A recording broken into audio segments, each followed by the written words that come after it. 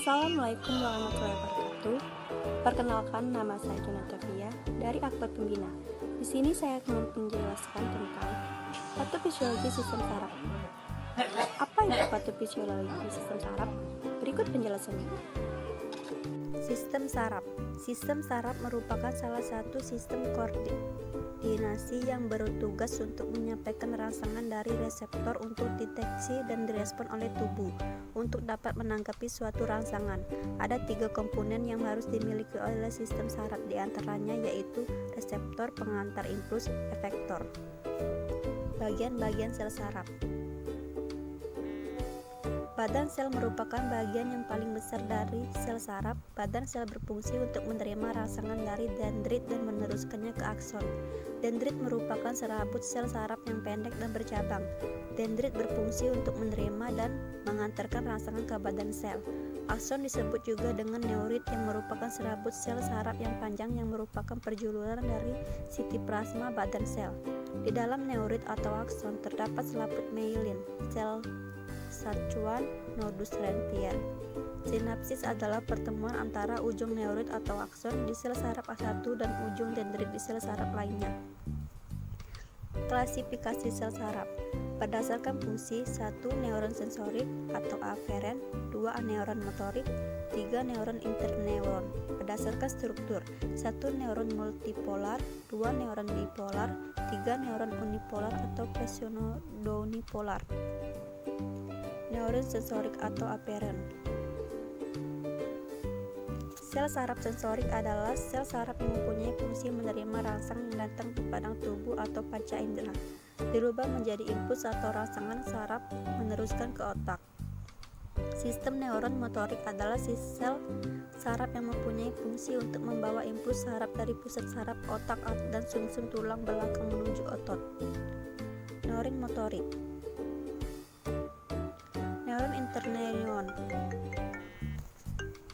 Sistem neuron interneuron banyak ditemukan di otak dan sumsum tulang belakang. Neuron ini menghubungkan neuron sensorik dan neuron motorik atau menyampaikan informasi ke seluruh interneuron lain.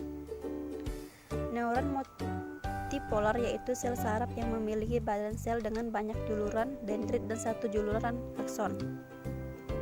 Neuron bipolar yaitu sel saraf yang badan selnya memiliki 2 jaluran dendrit dan akson. Neuron unipolar yaitu sel saraf yang hanya memiliki 1 juluran badan sel yang bercabang menjadi dendrit dan akson.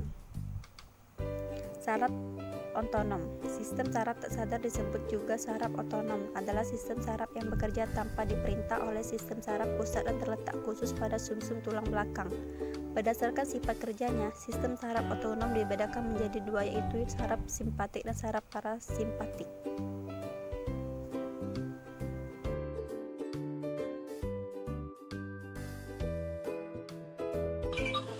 Dan selanjutnya yang kedua, saya akan menjelaskan tentang patofisiologi sistem jantung. Apa itu patofisiologi sistem jantung? Berikut penjelasannya.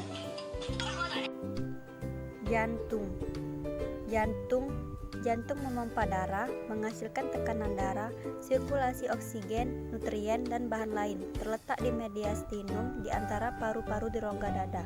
Jantung, ruang-ruang jantung, pembuluh darah koronaria. Siklus dan bunyi jantung. Siklus jantung, rangkaian kejadian dalam satu irama jantung, kontraksi bersamaan kedua atrium, rangkaian peristiwa mekanik yang diatur oleh aktivitas listrik miokardium.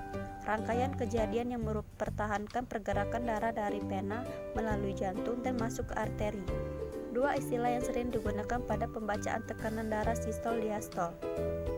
Bunyi jantung 2, bunyi berdenyut jantung loop-loop. Bunyi pertama terjadi karena penutupan katup IV saat ventricle sistol.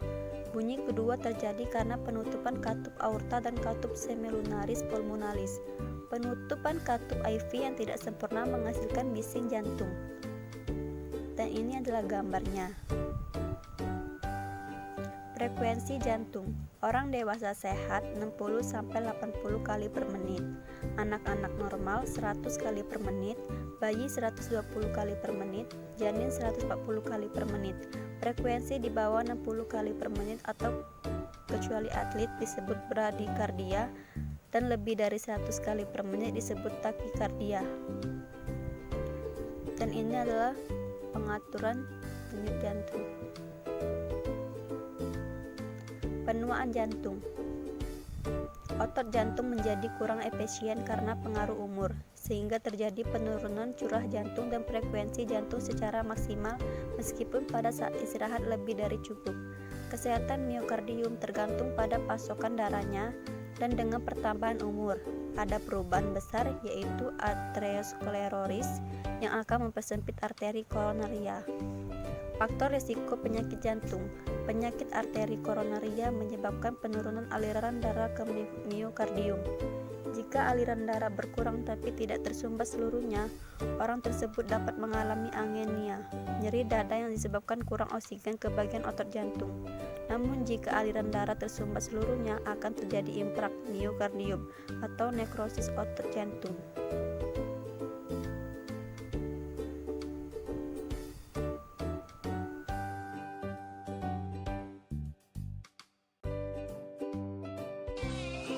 Selanjutnya yang ketiga, saya akan menjelaskan tentang patofisiologi sistem pencernaan. Berikut penjelasannya. Sistem pencernaan. Ini adalah gambar sistem pencernaan. Pengertian sistem pencernaan merupakan suatu sistem yang melibatkan organ-organ pencernaan dan kelenjar-kelenjar pencernaan. Antara proses dan organ-organ serta kelenjarnya merupakan kesatuan sistem pencernaan. Proses pencernaan. 1. Ingesti, pemasukan makanan ke dalam tubuh melalui mulut. 2. Mastikasi, proses mengunyah makanan oleh gigi. 3. Deglutisi, proses menelan makanan di kerongkongan. 4. Digesti, pengubahan makanan menjadi molekul yang lebih sederhana dengan bantuan enzim terdapat di lambung. 5. Absorpsi, proses penyerapan, terjadi di usus halus. 6. Defekasi, pengeluaran sisa makanan yang sudah tidak berguna untuk tubuh melalui anus. Gangguan sistem pencernaan. 1. Gastritis adalah radang akut pada dinding yang dapat disebabkan makanan yang kotor. 2. Parotis atau gondong. Penyakit gondong yaitu penyakit yang disebabkan oleh virus yang menyerang kelenjar air ludah di bagian bawah telinga. Akibatnya kelenjar ludah menjadi bengkak atau membesar. 3. Kolik adalah rasa sakit pada saluran pencernaan akibat penyumbatan saluran pencernaan. Penyumbatan dapat diakibatkan banyaknya konsumsi makanan. 4. Apendiksitis, radang pada apendik atau usus buntu. Apendiksitis atau infeksi usus buntu dapat merembet ke usus besar dan menyebabkan radang selaput rongga perut. Sekian dari video saya, semoga bermanfaat dan terima kasih. Saya akhiri. Wassalamualaikum warahmatullahi wabarakatuh.